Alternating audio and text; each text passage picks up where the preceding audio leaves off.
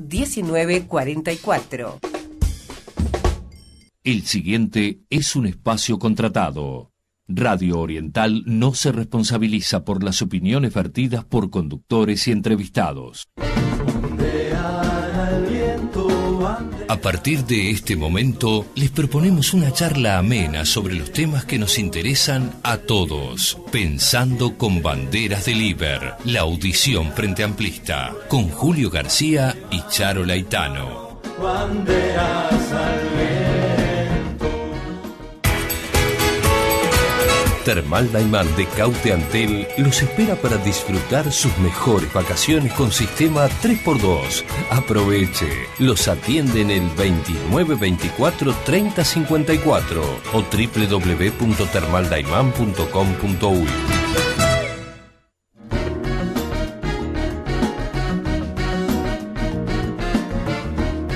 ¿Qué tal, oyentes? ¿Qué tal, Charo? Hola, Julio. Buenos días a todos por casa, en todo el país. ¿Cómo están? Lindo ¿Qué día, tal? Vecino del barrio, ¿eh? ¿Cómo anda, vecino? ¿Por dónde anduvo? ¿Por dónde anduvo? Fue una semana tranquila, digamos. Pero estuvo en un evento acá en la radio, ¿no? ¿También? Estuvimos también, el jueves se hizo una despedida, un reconocimiento de la radio a un grupo de deportistas, no sé si llamarlo de capacidades diferentes o qué, pero... Para los Juegos Paralímpicos. ¿No? Para los Juegos Paralímpicos, digo, realmente estuvo muy, muy lindo. Muy bien, estuvo representando a la audición, el vecino del barrio. Sí, sí, y aparte un saludo también para Goñi, quien dijo que nos escuchaba los sábados que nosotros lo precedemos, y para otros integrantes de la radio que también estuvieron saludando el programa.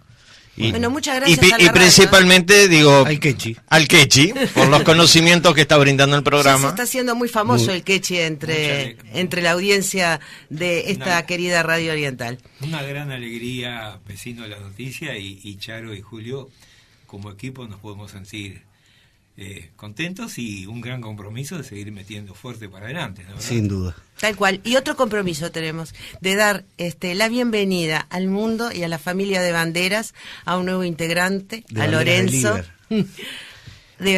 Lorenzo, hijo de Cecilia y Miguel, nieto de Pablo y Rosa, compañeros de Banderas del Iber. Así que, Lorenzo, bienvenido a este mundo. Tratamos de acá desde Banderas de hacerte un mejor mundo para que tú vivas y convivas con nosotros. Muy bien, un abrazo a Pablo, que fue uno de los precursores de hacer la audición de radio hace ya un año y varios meses. 2 años. 2 años, vamos este año para 2 años. Sí, claro. Por eso, 1 año y varios meses. Digo, bueno, darle un saludo y decirle, ya le anunciamos que felicitarlo, pero que hemos decidido con Charo, Quechi y el vecino integrarlo nuevamente al equipo de la radio y le anunciamos hoy que ya tiene que ir el martes a las reuniones que vamos a realizar. Bienvenido. Bueno, ¿cómo nos comunicamos, Charo? Nos comunicamos por el 099 25 27 26, 099 25 27 26, solo por mensaje de texto, no llamadas telefónicas porque no las podemos atender al aire, sino por el Facebook de Vecino del Barrio o por Gmail, banderasdeliber1312@gmail.com, banderasdeliber1312@gmail.com. Todos los mensajes son bien recibidos.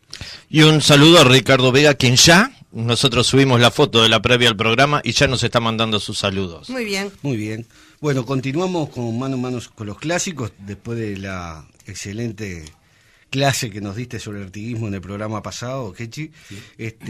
Poner un poco al día de lo que estábamos hablando de la antigua Grecia y particularmente, ya te hago la pregunta, ¿cuál es el cambio que se operaba en la filosofía griega a partir de Platón y Aristóteles? Muy bien. Bueno, buenos días a todos. Nosotros habíamos dejado planteado un modelo de pensamiento filosófico que era el de Platón y el de Aristóteles. Platón con la utopía de una república ideal, donde prácticamente estaban asignados los roles y las funciones de distintos tipos de integrantes de esa república, básicamente reyes filósofos o filósofos reyes, como queramos llamarle, y gente que tenía que producir y obedecer, y en el medio un cuerpo guerrero, un cuerpo armado.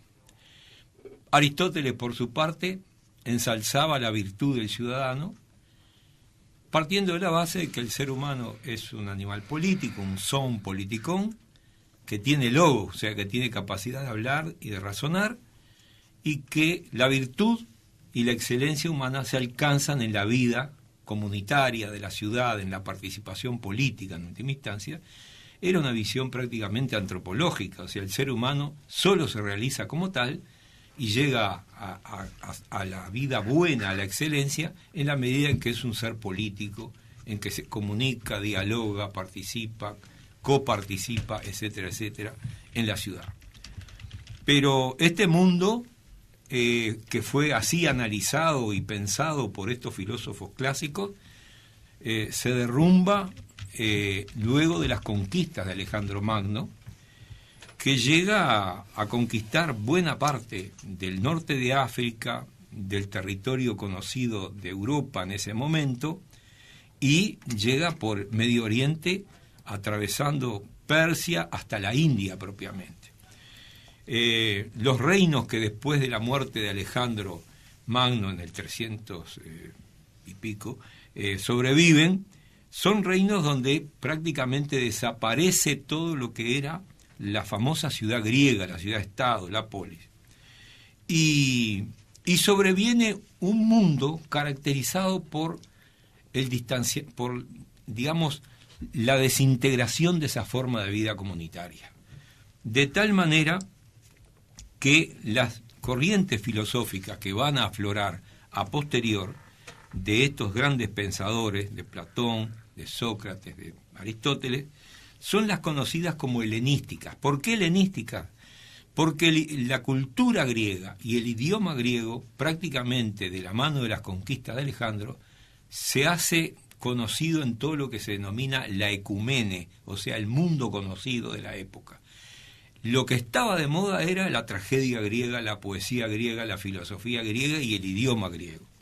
Se podría decir que los griegos eran de algún modo, utilizando una palabra que sería un anacronismo, pero vamos a explicar, nacionalistas, entre comillas. ¿Por qué? Porque la palabra bárbaro era para designar a lo no griego, y bárbaro es una onomatopeya, los que dicen bar, que no se les entiende de qué hablan, no hablan en griego, o sea, son los otros, ¿no? Los bárbaros. Bien, esta filosofía helenística, al contrario de la utopía de Platón o de la propuesta ética política de Aristóteles, tiene un objetivo totalmente distinto a estas corrientes. Lo que se busca es cómo lograr una manera de vivir donde la felicidad y la ética vayan de la mano. Cómo lograr un modo de vida en que prácticamente se pueda ser feliz, se pueda convivir con el placer, con la alegría, etcétera, etcétera, etcétera. Y esto es un planteo que corresponde a una ciudad que se está desmoronando, donde ya no hay esa forma de encarar que había predominado en la ciudad clásica griega. Aparece, por ejemplo, la distancia entre el gobernante y el gobernado. Ya no hay una comunidad de intereses y comienza a haber... hay una tendencia entonces a irse hacia un individualismo. Muy correcta la pregunta. Precisamente al estar planteada una antítesis entre el individuo y el Estado, ¿no? La reflexión va desde el punto de vista que hay desaliento, desilusión, ¿no? Y entonces lo que cada uno tiene que pensar es cómo ser un ser feliz, lograr la tranquilidad, eliminar todas las turbaciones, o sea, el individuo está colocado en el centro, fuera de la perspectiva de la participación política. Esto es lo importante. O sea, ahí está la primera formulación que se puede hablar, no en el sentido actual de la palabra, del individuo y del individualismo. ¿No tiene nada que ver entonces cómo se entiende hoy el individualismo? No, en este sentido no directamente como hoy lo entenderíamos, pero sí es la primera forma de individualismo concreto. ¿Por qué?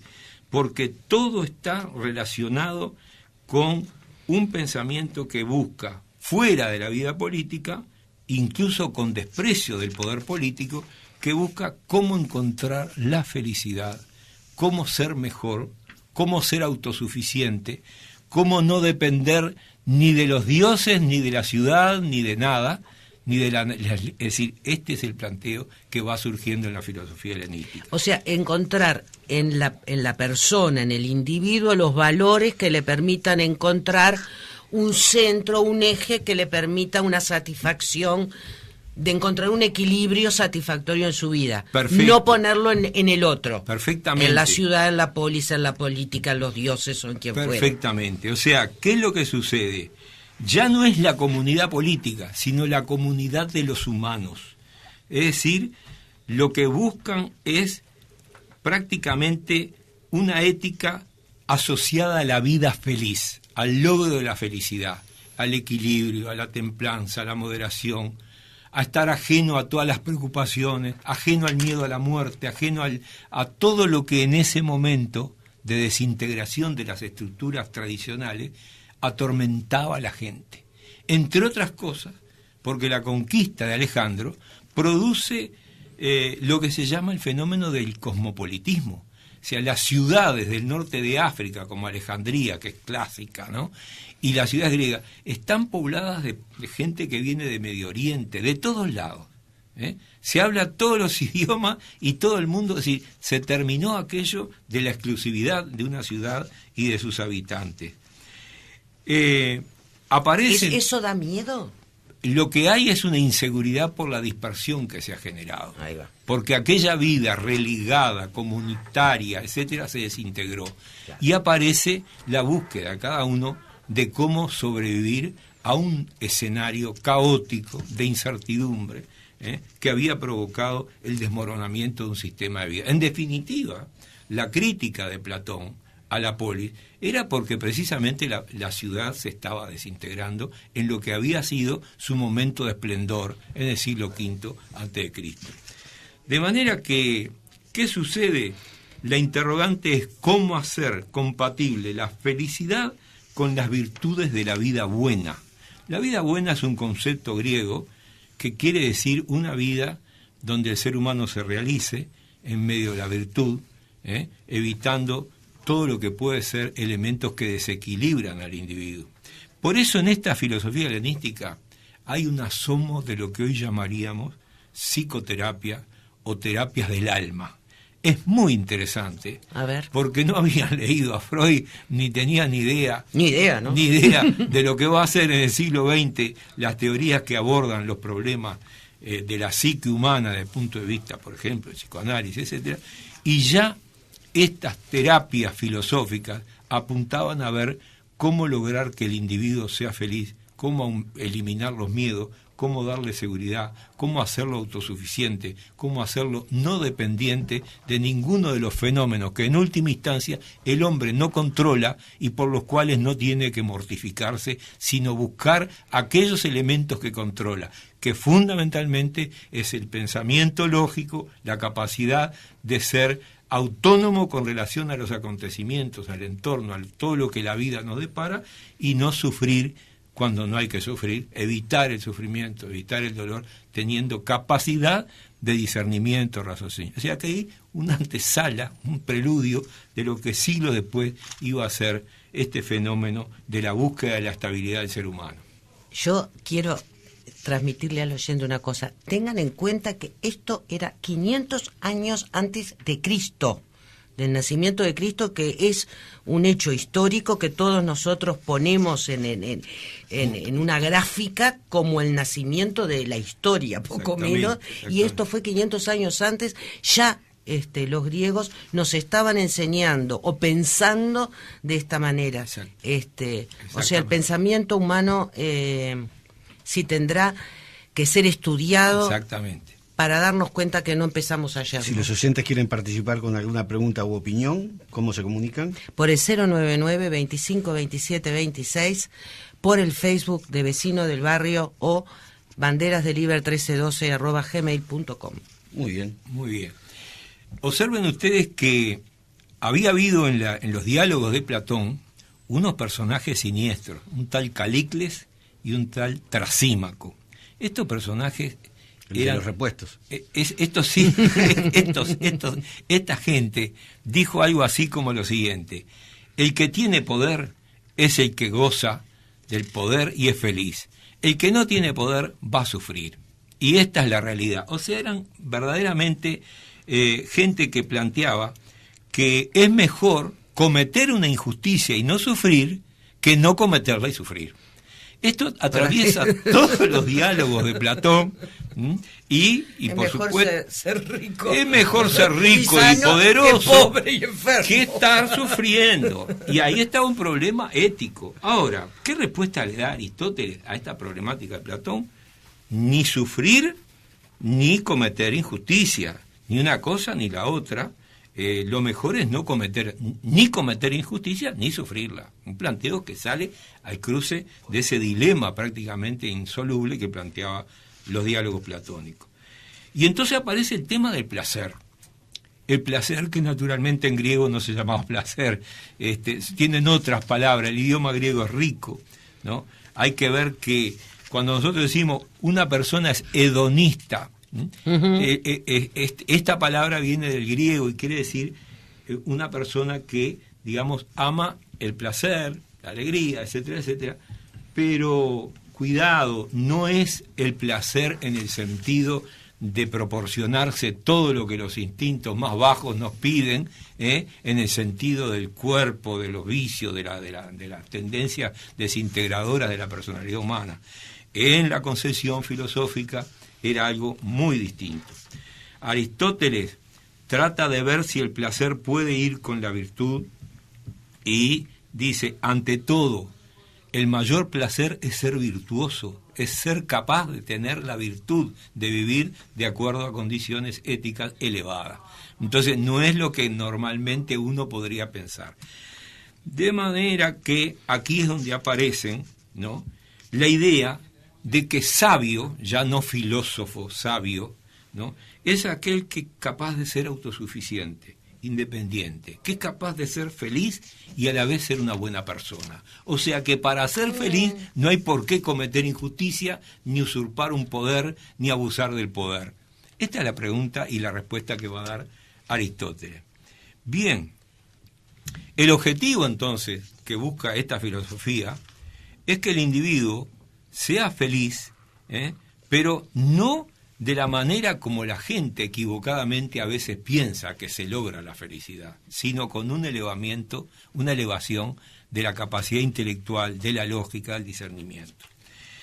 Y bueno, en cuanto a eso, justamente, Chichán, sí, cuando decimos la capacidad de elevar el pensamiento, la lógica, parecería como que fuera muy complejo, pero no es tan complejo, ¿no? Es simplemente la capacidad de tener los elementos para que cada cual, de acuerdo a su capacidad y a los elementos que la sociedad le puede brindar, por intermedio de los medios que hoy día la sociedad tiene, pueda para analizar una realidad, ¿no? Perfecto. Es oportunísima. En realidad los filósofos hablaban con el vendedor de pescado, claro, con el artesano, con el que estaba en el ágora, es decir, en el mercado. Iban conversando con la gente, de repente los escuchaban 3 o 4, ¿no, verdad? O muchos más. Pero era una conversación sencilla. ¿Y qué Exacto. era el pensamiento lógico? Trate usted de entender las causas de las cosas y no de creer que esto es un destino que está escrito antes de que usted nazca, que era lo que planteaba la tradición de los dioses griegos del politeísmo, ¿no? ¿Recuerdan la famosa tragedia de Edipo? De que nadie puede cambiar el destino que está por los dioses asignado, ¿no? O por, ¿sí? Y entonces, no, acá analice las causas, por qué pasan las cosas. Y en ese sentido, la filosofía helenística recoge también un gran caudal de pensamiento, que es el pensamiento de Demócrito y de Leucipo, filósofos que vivieron en la misma época de Sócrates y que plantean una teoría que sobrevive con bastante éxito hasta nuestros días, que es la teoría atomística. ¿Por qué? Atomística, de los átomos. Es decir, imagínense a un Demócrito, para entender cómo miraba el mundo, mirando un rayo de sol en una habitación, cuando en medio de una habitación en penumbra entra un rayo de sol y uno está mirando y ¿qué ve? Un montón de partículas que se mueven y que van flotando y que van interactuando en el aire, ¿no verdad? Bueno, Demócrito, a la luz de sus investigaciones, de sus intuiciones, sin ningún instrumental científico, llegó a la conclusión de que todo lo que existe son átomos interactuando, y he ahí una teoría típicamente materialista, que busca explicar las cosas a partir de que todo lo que existe en el mundo, incluso los fenómenos espirituales, tienen que ver con elementos relacionados con los átomos. Entonces, la búsqueda de las causas y la explicación causal era una forma de liberarse ¿de qué? De los miedos al destino, de los miedos a que los dioses premiaban o castigaban. No nos olvidemos que antes de cada guerra y antes de cada cosa había que hacer un conjunto de rituales, de oraciones, claro, y de sacrificios a los dioses. Claro. ¿Por qué es la tragedia que le sucede a la famosa tragedia de Antígona? Bueno, porque Agamenón sacrificó a su hija Ifigenia para tener, éxito en la guerra contra Troya. Y es ahí una cosa terrible que la tragedia griega va a estar presente. ¿Cómo es posible que este fenómeno... Esa era la vida que había en esa época. Ahora, claro, estos filósofos plantean, no se trata de ir a caer en estas cuestiones que nos hacen absolutamente... Preguntado, por ejemplo, uno de los filósofos, ¿qué es lo que le da a usted la filosofía? Dijo, el poder de conversar con todos sin miedo. Así nomás. O sea, mira qué sencillo. El poder de conversar con todos sin miedo. Y esto es importante. El valor de la palabra. El valor de la palabra. Y esto es además muy antiplatónico. O sea, hay que saber que toda esta muchachada, para decirlo con un poquito de humor, no podía soportar el esquema terrible de Platón, tan terrible que un filósofo muy posterior a él, Karl Popper, dice que Platón fue el inventor del totalitarismo, ¿no verdad? Porque es esa república donde hay filósofos, reyes, guerreros y los que producen y obedecen, y nadie se salga de esos estamentos, y acá las cosas marchan sobre la base de un esquema absolutamente racionalista y rígido. Y rígido, exactamente. Bueno, tan rígido que el propio Aristóteles lo va a contestar, y habiendo sido alumno de Platón. Pero acá, son antiplatónicos y lo plantean desde el punto de vista de que la felicidad es la meta del hombre, la búsqueda en última instancia de ser feliz. Es un planteo que podríamos decir netamente humanista, ¿verdad? Porque ¿cuál debe ser la razón de la existencia? Lograr la excelencia en la vida con virtud, pero con felicidad. Esto es un planteo absolutamente radical, que tiene mucha punta contra la república platónica. Ahora bien, el placer no era como, vuelvo a decir, como los placeres que nosotros imaginamos puramente corporales. No. Había una cuestión que era la medida, la belleza, la inteligencia, la verdad, es decir, las grandes cuestiones a las que debemos de aspirar. En este territorio... Todo eso formaba parte del placer. Es decir, lograrlo como una de las virtudes junto con esta. Ahora, aquí aparece un fenómeno que son los cínicos. Ahí va. Qué palabra, ¿eh? Qué palabra, porque... Algún cínico que otro anda en la vuelta también a veces. Nos da trabajo. Ahí los cínicos parecen precursores del anarquismo, ¿no? O el antisistema. Mirá qué pregunta, Julio. Bueno, eran los típicos, lo que hoy llamaríamos la contracultura, ¿no? Los antisistemas, como decís tú, Julio. Se oponen a todas las normas de la ley. A todas las normas. Miren, para conocer a los cínicos que nunca elaboraron una teoría, bastan las anécdotas. Las anécdotas son más ricas que nada. El más famoso es este señor Diógenes de Sinope. Pensé que ibas a decir Diógenes Blatter, pero también. Pero mirá, qué comparativo, Julio. Este Diógenes era famoso porque andaba con una lámpara de día y de noche. Y estaba cierto. Buscando, hay una imagen de él que andaba con una lámpara. Estoy buscando un nombre, a ver si encuentro un nombre con mayúscula. Pero se dice que dormía dentro de una cuba, de un tonel, de una cosa así, y andaba con un bastón y un morral donde llevaba los elementos indispensables para vivir, y por supuesto eran muy, pero muy radicales contra el modo de vida que criticaban, ese modo tradicional de la Grecia clásica. O sea, era un movimiento radicalmente crítica,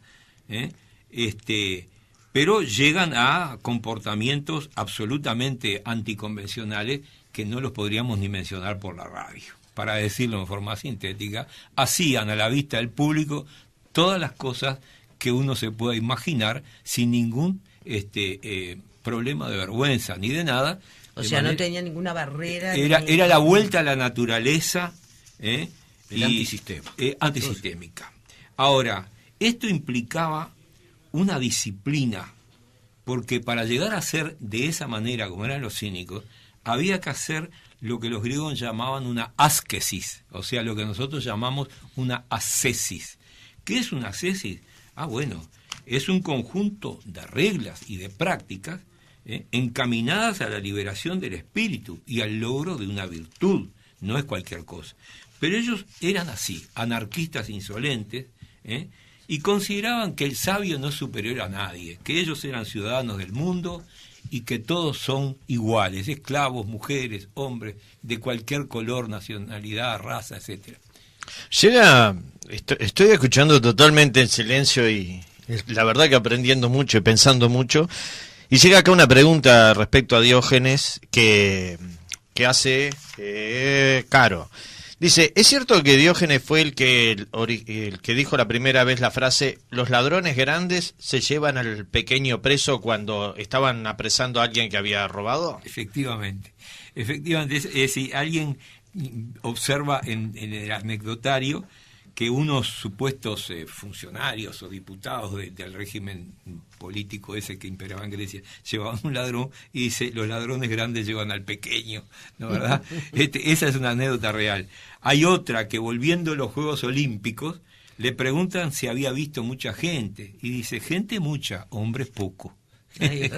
¿No? Pero la anécdota más famosa es cuando lo va a ver Alejandro Magno. Se supone que el hombre más poderoso del mundo en esa época, y le dice, yo soy el gran rey, y él le dice, yo soy Diógenes el Can, porque cínico viene de la palabra griega quínicos, que quiere decir perro o los perrunos, ¿no, verdad? Porque vivían como los perros. ¿Vieron que los perros hacen en la calle todo a la vista de todo el mundo sin tener vergüenza? Pues precisamente eso es lo que hacían los cínicos, con un radicalismo extremo. Entonces, Diógenes le pregunta, ¿por qué te llaman Can? Precisamente tenía un mensaje que había mandado Ana Gorgoroso y decía si tenía algo que ver el perro del linchera que se llamaba Diógenes.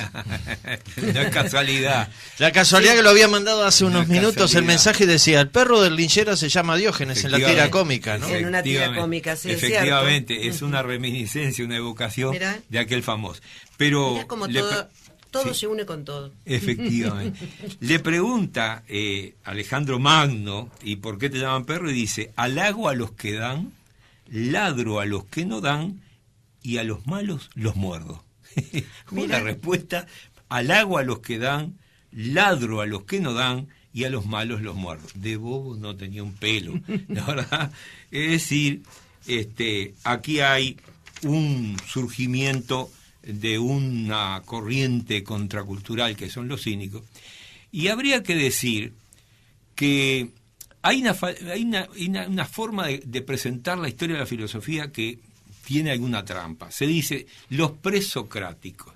Entonces se habla de los cínicos o de esto y de lo otro. No, en realidad eran contemporáneos de Sócrates. Y se puede decir que Sócrates, el Sócrates de carne y hueso, tenía algo de los cínicos. No cobraba, andaba descalzo, se tapaba con una manta única invierno y verano, ¿no? Y de algún modo era un individuo anticonvencional, tan anticonvencional que irritó al statu quo de los griegos y finalmente lo condenaron, como dijo uno, a una sobredosis de cicuta. Muy bien. Ahí aparecen también otros que están en los estoicos abordaron directamente el tema de la muerte y la vulnerabilidad de los seres humanos. Perfecto. Gran pregunta. ¿Qué cosa llama la atención de la filosofía clásica griega? Nadie hablaba de la muerte, pero todos sabemos y tenemos un corazoncito que uno de los temas que angustia al ser humano es ¿por qué tenemos que morir? ¿Por qué la vida es finita? Nadie puede decir no le temo a la muerte. De algún modo sí.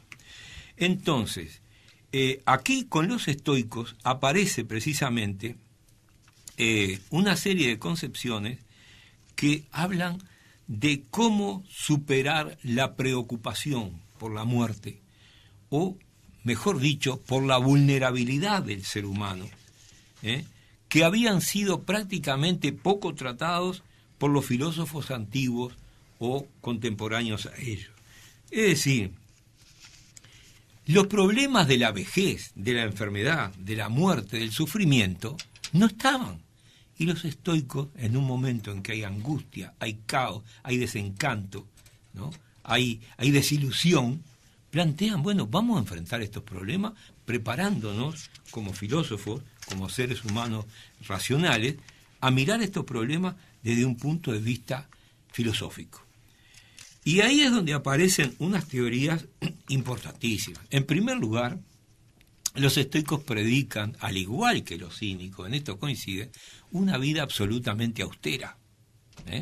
O sea, cuidado, el placer, la contracultura, el enfrentamiento de los temas de la muerte y el sufrimiento, pero siempre en todos predomina la filosofía helenística la vida austera. Hay uno que escribió un poema, pan e higos secos, come y agua bebe, una filosofía nueva enseña a tener hambre y para ello discípulos recoge. Es un versito que se recupera.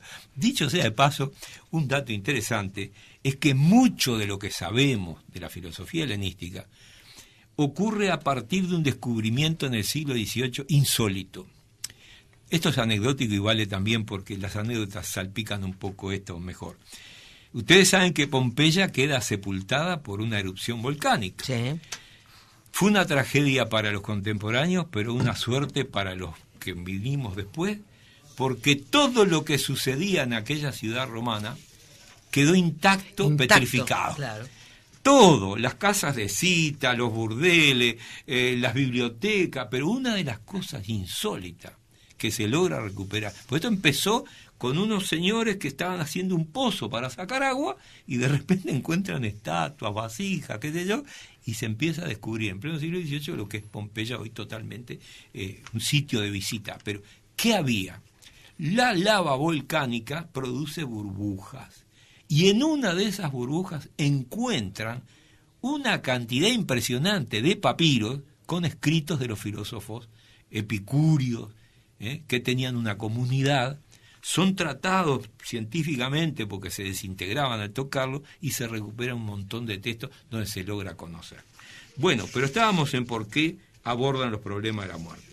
Quiere decir que son, por un lado, gente que prácticamente, a ver, un término muy contemporáneo, son infraconsumistas. No, dejémonos de vanidades, del poder, de la gloria, del dinero. Dejémonos de querer cosas que no son necesarias. Y vaya que si esto es contemporáneo, de cuántas cosas nos munimos. Parece que Sócrates una vez estaba parado frente a un mercado donde había una multitud de productos de la época y como si estuviera en los super shopping de hoy, dijo, cuántas cosas que no necesito, dijo Sócrates. Bueno, esto es un poco el espíritu de la época, ¿no? Los estoicos entonces se caracterizan, y por eso a veces decimos el estoicismo de una persona, por la fortaleza moral para soportar el dolor, el sufrimiento, para no tenerle miedo a la muerte, y para saber vivir con tranquilidad, desterrando ideas falsas.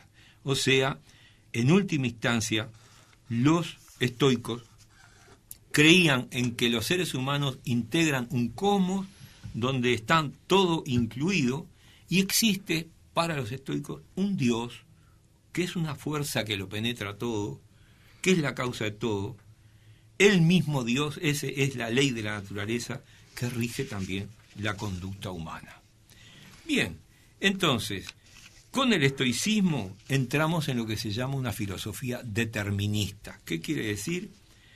Que si todo está regido por una ley natural, por una divinidad providencial, el gran asunto que se plantean los estoicos es llegar a través del conocimiento en conocer esa ley de la naturaleza. Es decir, utilizar el logos, la capacidad de razonamiento, para conocer esa ley que lo rige todo, que es la razón de ser del cosmos, y para poder descifrarla lo máximo posible. Tienen un concepto de la libertad. La libertad, uno es más libre a medida que va descubriendo las causas de todo lo que sucede. Claro. Esto es tan fuerte que el viejo Hegel, en la filosofía clásica alemana, establece una dialéctica de libertad y necesidad, de conocimiento, etcétera. No nos podemos meter.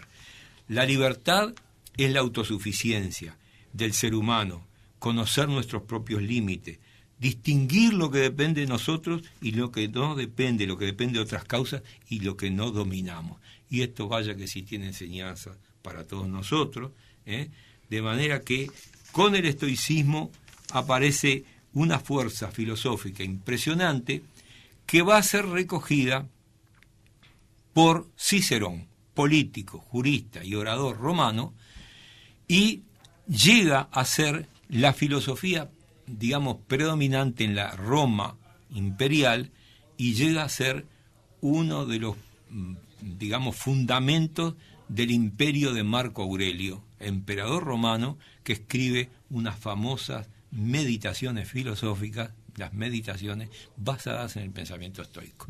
Nos llega el pensamiento de muchos de ellos, de Cicerón, por ejemplo, a través de la obra de San Agustín, fundador de la patrística, de la doctrina de la Iglesia, que recoge muchas citas de Cicerón y nos da la oportunidad de conocer ese pensamiento, porque las obras en sí de Cicerón prácticamente quedaron fragmentos. Estas son las cosas de la historia de las ideas. Muy bien, José, vamos dejando por acá. ¿Cómo continuamos el sábado que viene? Y podríamos redondear estos temas y empezar a ver qué es lo que viene a posterior de la desintegración del Imperio Romano.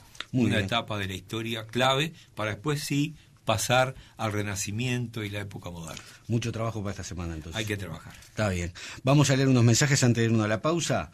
Buen día, gente. Excelente disertación sobre un apasionante tema. Habría que volver a estudiar estas cosas en las aulas para intentar recuperar los valores perdidos de nuestra sociedad. Leonardo de Nueva Helvecia. Y Benito de San Gregorio, de La Voz del Pueblo, la radio La Voz del Pueblo, nos manda un saludo y nos manda un largo mensaje que no lo podemos leer ahora, pero un abrazo grande a Benito, que siempre está con nosotros. Yo tengo dos cosas. En el Facebook, Margot volvió a escribir, les mando un saludos, y de la foto que apareció en Facebook le mando un saludo a Guillermo, que está trabajando con nosotros también en la producción. Y una preguntita, Kechi, porque estaba todo esto bárbaro, pero yo me perdí en algo. Cronológicamente lo de Platón, los cínicos y los estoicos, ¿en qué lapso de tiempo se fue dando? ¿Si fue todo muy seguido? ¿Fue estirado en años? Digo, breve porque nos vamos, pero me perdí en eso. El periodo de la filosofía helenística es un periodo que va desde finales del siglo IV hasta el año 400 después de Cristo. O sea que son prácticamente 4 siglos, desde los últimos del siglo IV, o sea, y Aristóteles muere en el 322 a.C., y esto llega hasta prácticamente los fines del imperio, la desintegración del Imperio Romano, donde está presente particularmente el epicureísmo, del cual no hemos podido hablar, y el estoicismo. Pero los cínicos siempre van a estar presentes en todas las sociedades, porque siempre hay alguien, lamentablemente la palabra adquiere connotaciones terribles, porque hoy por hoy cínico es aquel que le es indiferente el dolor de los demás. Pero siempre hay estoicos. Muy bien. Continuamos entonces con Pensando con Bandera de Libre, vamos a la pausa y volvemos a seguir pensando un poquito.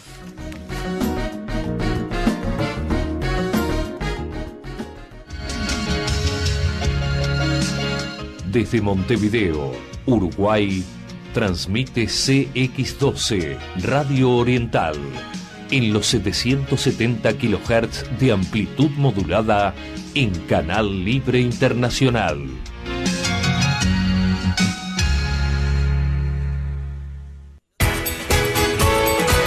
Termal Daimán de Cauteantel los espera para disfrutar sus mejores vacaciones con sistema 3x2. Aproveche. Los atiende en el 2924 3054 o www.termaldaiman.com.uy.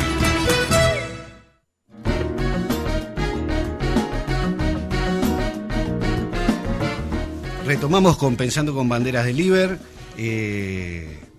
Bueno, nos seguimos comunicando por el 099 25 27 26, 099 25 27 26, sino por el Gmail de banderasdeliber1312@gmail.com o sino por el Facebook de Vecino del Barrio. Muy bien, se reunió el Ejecutivo de Banderas del Iber y decidió enviar una carta abierta al doctor Tabaré Vázquez. Nos gustaría, Charo, que un poco tú que integras el secretariado de Banderas, leas y expliques el contenido de la carta, o expliques y leas como quieras en el orden que quieras. En estos momentos estamos pasando por una etapa en nuestro país donde hay todo un movimiento, ¿no? Las declaraciones del ministro de Defensa han traído mucha polvareda, organizaciones sociales, la propia mesa política del Frente Amplio han sacado declaraciones, algunas organizaciones políticas, sociales, Madres y Familiares, la Crisol, han sacado sendas declaraciones, y hay lo que nosotros entendemos que es el Frente Amplismo, nuestro propio Frente Amplio, entiende que estas declaraciones no han sido afortunadas y han generado rechazo en cuanto a sus expresiones y a lo que para nosotros es algo muy preciado como que es el valor de lo que ha sido la lucha del pueblo uruguayo. No la lucha de dos ejércitos, sino la lucha del pueblo uruguayo, la resistencia del pueblo uruguayo ante la dictadura, ante lo que fue un golpe de Estado un 27 de junio de 1973 y después de 13 años de dictadura, la salida de ella después de cárcel, exilio, torturas, desaparecidos, niños desaparecidos, se pudo salir con la lucha de todo el pueblo uruguayo, frente amplistas y no frente amplistas, se pudo salir, se salió democráticamente con elecciones, pero todo esto dejó un bagaje de cosas que no se saben, que hasta el día de hoy no se saben. Se busca lo que se llama verdad y justicia, se busca conocer qué fue lo que pasó y encontrar justicia. No siempre el señor ministro ha estado a la altura de esta búsqueda de la verdad y justicia, por lo menos en sus dichos, que para algunos ha sido ofensivos o agraviantes y ha motivado toda esta escalada de declaraciones. En lo que tiene que ver con Banderas del Iber no ha hecho una declaración, sino que ha hecho una carta abierta. Y en esto seguimos el pensamiento de lo que está tratando de hacer Banderas en esta audición, que es de darle valor a la palabra y valor al pensamiento, a crear pensamiento y a darle valor a la palabra. Y valor a la palabra es decir que nosotros estamos haciendo una carta abierta a Tabaré. Y en esa carta abierta no estamos ni exigiendo ni poniéndonos en una posición de enfrentamiento ni diciéndole lo que tiene o lo que no tiene que hacer, sino todo lo contrario. Le estamos diciendo lo que nosotros sentimos.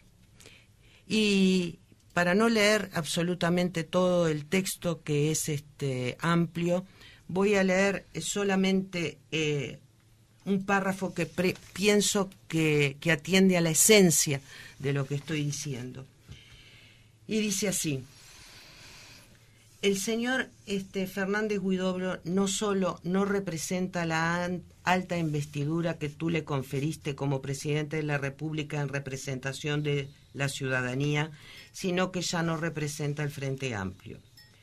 El señor Fernández Huidobro debería renunciar o en su defecto debería ser cesado en beneficio de la unidad del Frente Amplio del Pueblo Oriental y como contribución a desterrar la cultura de la impunidad.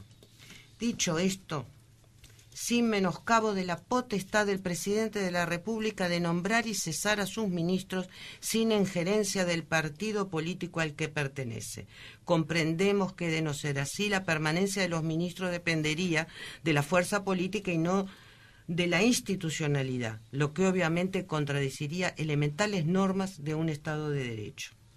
Invocamos el final de tu discurso de Asunción. No nos dejen solos para contestarte que confiamos en tu capacidad, en tu hombría de bien, en tu coraje 1000 veces demostrado, en tu liderazgo político y que somos tosudamente obreros de la construcción de la patria del futuro, al servicio del Frente Amplismo, del Frente Amplio, de tu gobierno y del pueblo oriental. Estamos firmemente a tu lado. Ese es el espíritu de esta carta abierta a nuestro presidente, del que tosudamente estamos a su lado, impulsando, en este caso, lo que es nuestro sentir, de quien entendemos no está acompañando el sentir del el pueblo frente amplista en contra de esta cultura de la impunidad. Acá, aparte de lo que decía toda la carta de Banderas, ¿no? Está también el planteo del respaldo a Tabaré Vázquez ante la conformación de ese grupo de trabajo para llegar al tema de verdad y justicia, que analiza del año 68 hasta el año 85, donde se recupera la democracia. Pero particularmente creo que hubieron algunos hechos, nosotros mencionamos algunos, como fue el discurso que se hizo por parte del militar, ¿cómo es el apellido de Manini, no? ¿Es? El militar que estuvo en el evento, donde plantea que no se desnoste al ejército, que se respete, no se le estigmatice. Realmente no hay nada más lejos, por lo menos desde Bandera del Liber, y creo que suma a la mayoría del Frente Amplio, tratar de confrontar o ver al enemigo, al soldado, al uniforme. Lo que sí vemos que realmente detestamos y vamos a luchar contra ellos, a los que mancillaron ese uniforme, haciendo lo que hicieron con la brutalidad que se actuó y con la impunidad que se actuó en la dictadura. Y acá se atan dos cosas. Primero, acá no hubo una guerra. Acá hubo un movimiento que se conformó, que era el MLN, como un movimiento foquista, porque no era revolucionario, foquista, donde no era un ejército revolucionario que iba a confrontar el sistema. Era un movimiento foquista, en el cual es derrotado en el año 72, donde están todos sus líderes presos, y algunos se fueron al exilio, pero la brutalidad siguió existiendo. Pero aparte arranca antes con los movimientos de masas, los movimientos populares. Mientras unos apostaban a la supuesta guerrilla, algunos apostábamos a la construcción de la CNT en el 66, a la acumulación de fuerza, a tratar de rodear, de sumar voluntades, blancos y colorados honestos. A la conformación del Frente Amplio en el 71. Y se traduce en el 71, la conformación de la CNT empuja ese movimiento de izquierda, donde cristianos, comunistas, era impensable en el mundo, nos veían como bichos raros, la conformación del Frente Amplio. Por lo tanto, acá no hay una guerra de dos demonios. Acá lo que hay es un ejército que violentó la Constitución, amparado por algunos civiles, entre ellos Juan María Bordaberry, que disuelven las cámaras y cometen todas las atrocidades habidas por haber. ¿Qué es lo que planteamos nosotros? Queremos saber ¿por qué se violaban a nuestras compañeras cuando estaban detenidas y encapuchadas? Queremos saber por qué picañaban a nuestros compañeros por pensar diferente. ¿Por qué cerraban los sindicatos? ¿Por qué mataron a Liberarse? A Susana Pintos, en plena democracia. Eso es lo que se quiere saber. ¿Dónde están los desaparecidos? ¿Para qué? Para hacer verdad, pero aparte para que puedan llorar sus familiares en sus tumbas, respetando a los propios familiares, pero también que haya justicia, porque hubo desmanes. Acá hubo desmanes atroces, y avalados por el ejército de aquella época. Entonces nosotros lo que queremos plantear es que acá hubo un plan Cóndor, al cual algunos dicen de que no existió, en el cual se aplicó las dictaduras en cascada en todo el Cono Sur, con la misma metodología, violando los derechos humanos, violando la población, restringiéndole. Por lo tanto, nosotros lo que pensamos es de que acá, que la tesis que quiere imponer Sanguinetti, de que se vuelve al tema de los dos demonios, no hay dos demonios. Los sindicalistas del 68 que fueron destituidos bancarios, ¿qué demonio era si luchaban por los derechos de los bancarios? ¿Qué demonio había en la destitución de la huelga del 69 de los trabajadores de UTE? ¿Cuál era el demonio que existía? En el 73, cuando se da el golpe de Estado, que se hace una huelga general que hacen hacer muerta la dictadura, que se levanta el 9 de julio encabezada por el general Liber Seregni, esa huelga general. Después se empieza a destituir trabajadores, a perseguir, a torturar, llevarlos presos. Eso es lo que nosotros pensamos de cuáles son los demonios que cometían los trabajadores que luchaban por la libertad. Porque no hubiera golpe de Estado, porque la huelga fue una huelga política, rechazando la disolución de las cámaras y el golpe de Estado. Entonces, ¿cuál era el demonio y el desafío que tenían esos trabajadores? Por lo tanto, esa tesis de los dos demonios, y que fundamos las armas y hagan un monumento, yo qué sé, que le hagan el monumento a quien quieran, si quieren fundirlo, pero eso no es demostración de lo que siente el pueblo uruguayo. Fundiendo las armas del MLN y de los militares que supuestamente lucharon 10 minutos contra el MLN,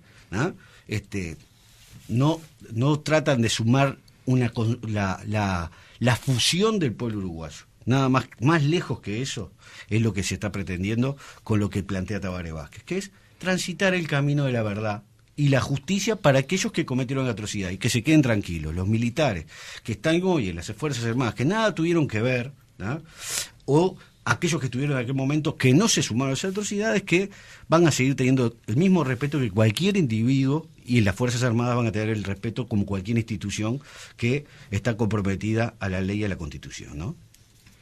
Así que reivindicamos este grupo de trabajo por verdad y justicia, que ya ha empezado a trabajar, que le auguramos lo mejor para este trabajo, que no va a comenzar en el año 73, sino en el año 68, porque es cierto que todo este proceso de desmanes no empieza el día que se da el golpe de Estado, sino que hay unos antecedentes que se generan cuando la democracia empieza a corromperse, a encontrar dificultades y a gobernarse mediante el forzamiento de las medidas prontas de seguridad que permiten que se empiece a gobernar sí bajo un sistema supuestamente democrático, pero forzando las medidas que se toman contra los movimientos populares, el movimiento estudiantil, el movimiento sindical.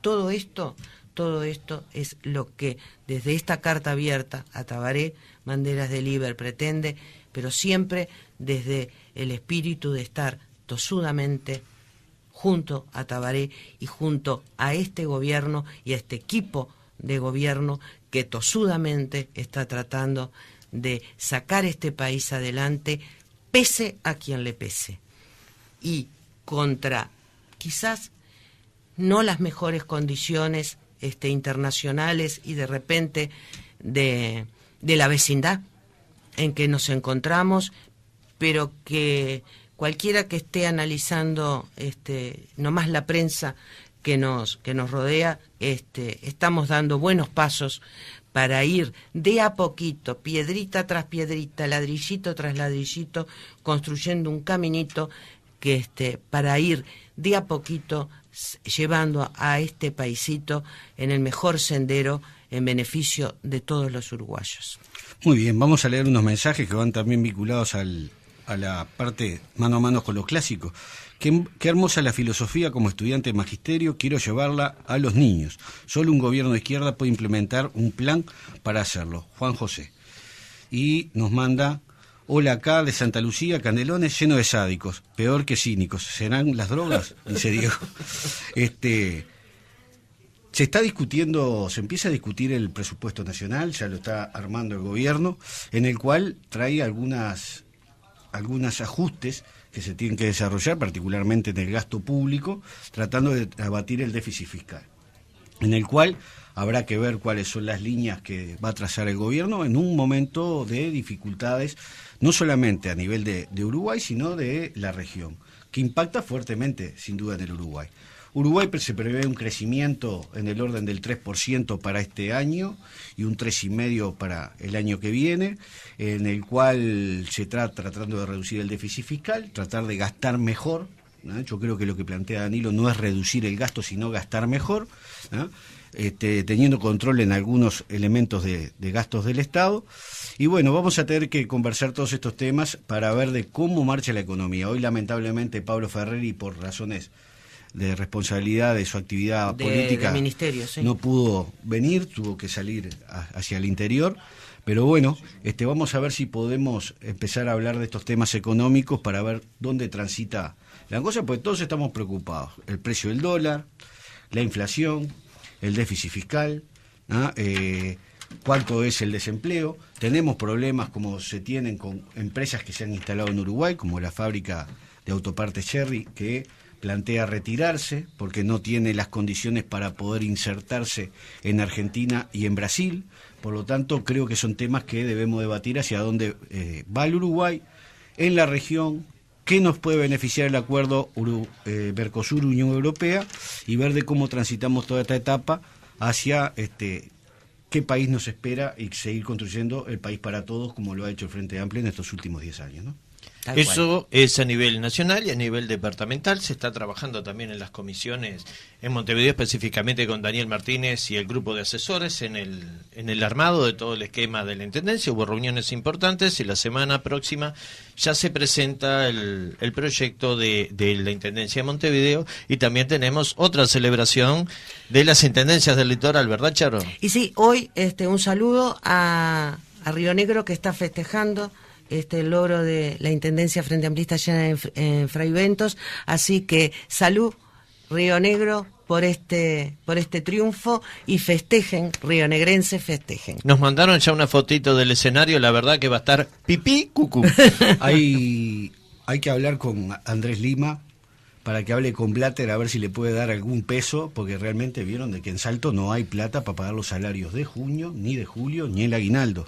Tal cual. Hay un déficit importante que decía el ex candidato a la vicepresidencia por Verdaberry, Germán Coutinho, que era falso todo lo que se decía del déficit. Hoy no tienen para pagar los sueldos de los trabajadores tienen para pagar los municipales. sueldos. O sea, gran desafío va a tener que tener Andrés Lima para llevar adelante el gobierno. ¿Cómo vivió todo esto la FIFA, vecino? Bueno, yo lo único que puedo decir es como me dijo el Coco, nosotros no lo entendemos porque estamos en otoño, pero en Suiza es primavera y es cuando se remontan las cometas. Muy bien. Bueno, seguiremos con estos temas en hora 25, viendo a ver toda la etapa que viene, que puede ser decisiva. Si pierde River y gana Peñarol, o empata River y gana Peñarol, puede ya ser campeón Peñarol del campeonato clausura. Y bueno, vivir esta etapa y ver de qué nos dice la gente de hora 25, cómo se vivió toda esta elección de Blatter, que realmente saludaba feliz de que había sido electo, ¿no? Bueno, nos vemos el sábado. Cosa Bederes, nos vemos el próximo sábado. Seguimos con mano a mano con los clásicos, seguimos cerrando esta etapa con los helénicos y seguimos pensando con banderas del líder. Nos vemos el sábado y dicen que Blatter ganó por robo. Nos vemos que el tengan sábado. buena semana. Sigue ardiendo aún la voz amiga de... Hasta aquí, Pensando con Banderas del Iber, la audición Frente Amplista. Les esperamos el próximo sábado desde las 10:30 horas para continuar charlando sobre los temas que nos interesan a todos con banderas, junto al Frente Liber Sereñi. Banderas al viento. Todos los jueves a las 11:05 se emite La Antorcha Radial, la voz de la Federación de ANCAP. Coordinación y conducción del periodista Tito D'Angiolillo. Y es que la responsabilidad